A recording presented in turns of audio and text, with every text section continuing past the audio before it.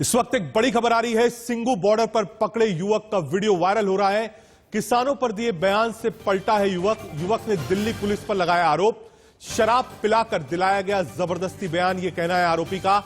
मामा से मिलने दिल्ली आ रहा था, यह कहना है आरोपी का। जी हां, यह वीडियो वायरल हो रहा है कि युवक को शराब पिलाई गई, उसके बाद बयान दिलवाया गया। यह वीडियो सोशल मीडिया पर इस वक्त वायरल हो रहा है। यह वही शख्स है जो पकड़ा गया था और आरोप यही था कि इसके ऊपर कि ये कोई बड़ी घटना को अंजाम देना चाहता था। बाकायदा किसान संगठनों ने इसको पकड़ा था, उसके बाद पेश किया था और बाकायदा इसने अपना गुनाह कबूला था। लेकिन अब ये अपने बयान से पलट गया है और साफ कह रहा है कि इसको शराब पिलवा के ये बयान दिलवाया गया।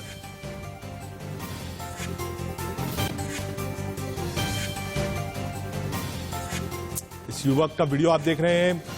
पहले शुरुआत में कहा था कि हां इसको भेजा गया है, इसने गुनाह अपना कबूला था प्रेस कॉन्फ्रेंस में, लेकिन अब यह युवक पलट गया है। इसने साफ कहा कि शराब पिलाकर इस तरीके का मुझको बयान दिलवाया गया था। सिंगू बॉर्डर पर पकड़े गए इस युवक का वीडियो वायरल हो रहा है और ये तस्वीरें हम आपको दिखा रहे हैं जब किसान संगठनों के साथ ये शख्स जो था, जो कि आरोपी है, इसको बैठाया गया था। इसने अपना गुनाह कबूला था, उसका पुलिस ने अरेस्ट किया था। सोनीपत का रहने वाला है। लेकिन ये वीडियो जो इस वक्त वायरल हो रहा है, ये दूसरी कहानी घटाता है। क्या सच है, क्या गलत है, इसकी पुष्टि हम नहीं करते हैं, ये जांच का विषय है। लेकिन दो तस्वीरें हम आपको आगे चल के दिखाएंगे। पहली तस्वीर दिखा रहे हैं जब प्रेस कॉन्फ्रेंस हुई थी, किसान संगठनों ने इसको पकड़ा था और ये संदिग्ध पाया गया था। उसके बाद जब पुलिस के पास गया तो पुलिस के पास जाके इसका बयान पलट गया। इसने एक नई थ्योरी दी है।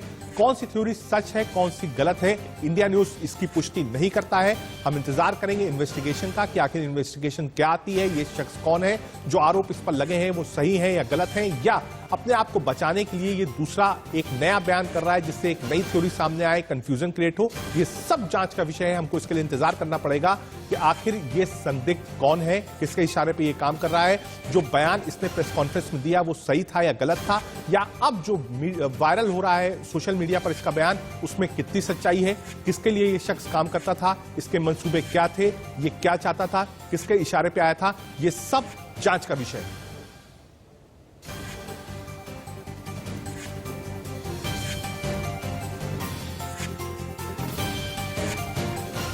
जो लड़के हैं सर, वो अगर हमारा भी एक और है, अगर पीछे से उड़ रहा है हमारा जो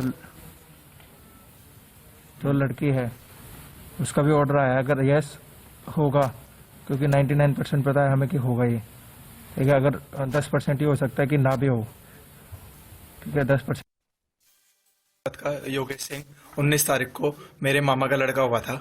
मैं वहां पे गया था। मैं दिल्ली डीटीसी बस में आया था।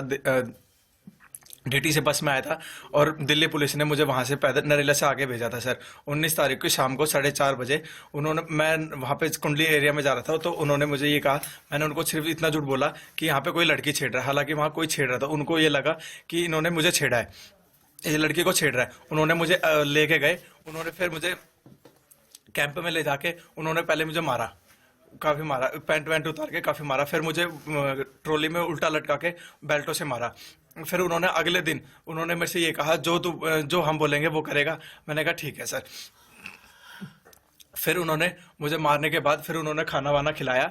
उन्होंने फिर ये कहा हम जैसे जैसे बोलेंगे वैसे वैसे तुझे बोलना है। फिर उन्होंने मुझे रात को मारने के बाद दारू पिलाई। उन्होंने फिर मेरे से वीडियो बना के फिर मुझे अगले दिन वहां पे बिठाया, ठीक है। उन्होंने बोला जैसे जैसे हम बैठेंगे। मेरे साथ 4 लड़के और पकड़े गए थे। एक का नाम सागर था और एक का नाम मुझे पता नहीं है। सागर ने मुझे ये कहा था कि यार मैंने कुछ कर भी नहीं रखा, तब भी मुझे मारे। वो जैसे ना जैसे करके भाग गया था। फिर अगले दिन जैसे मैं उठा, उन्होंने मुझे ये बताया कि हमने तो उसको मार दिया, अब तेरे को छूटना है नहीं छूटना। फिर उन्होंने मुझे ये कहा कि जैसा हम बोलेंगे वैसा करना है तुझे। फिर उन्होंने अगले दिन फिर मारा मुझे दारू पी के। अगले दिन फिर दूसरे जब लड़के को मारा, बोला कि जैसे ये इसको मार रहे हैं वैसे तेरे को मारेंगे अगर तूने जैसे हमको नहीं बोला।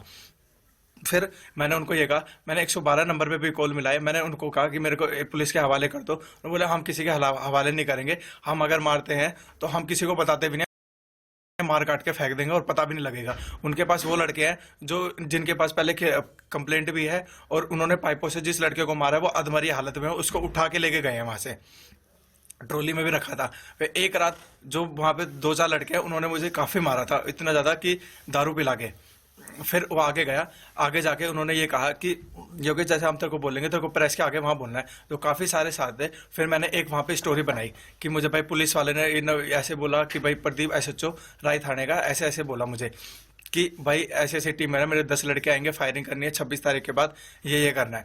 फिर मैंने वैसे ही बोला कि मैंने कहा अगर छूटना होगा तो मुझे इसके लिए झूठ का सहारा लेना पड़ेगा, और वहां जाके जैसे जैसे मैं पुलिस को बता दूंगा कि उन्होंने मेरे से ऐसे बर्ताव करा।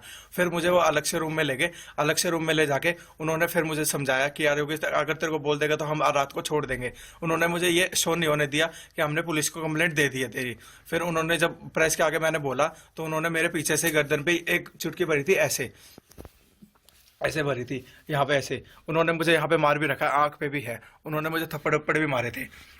फिर उन्होंने मुझे कहा अब तेरे को जैसे प्रेस में बोलना है। मैंने कहा ठीक है सर, मुझे जैसे बोलना मैं वैसे बोल दूंगा।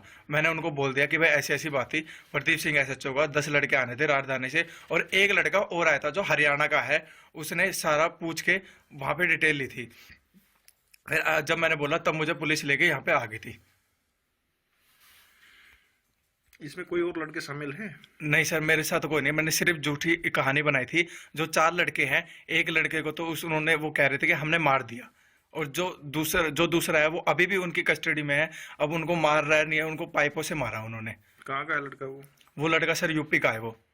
तुम कैसे जानते उसको? सर मैं जानता नहीं, जब उसके बगल में मुझे बांध रखा था तब उसने बताया कि मैं तो बाहर से आया हूँ भाई, मैं भी किसान हूँ। और एक गंजे को और पकड़ रखा था उसने, वो टिकरी बॉर्डर पे था वो अंजन पे, तो यहाँ पे आया था बॉर्डर पे, तो उसके पास 28,000 रुपये कैश और काफी सारी जैकेट्स पाई थी। वो कौन सा मंदिर है,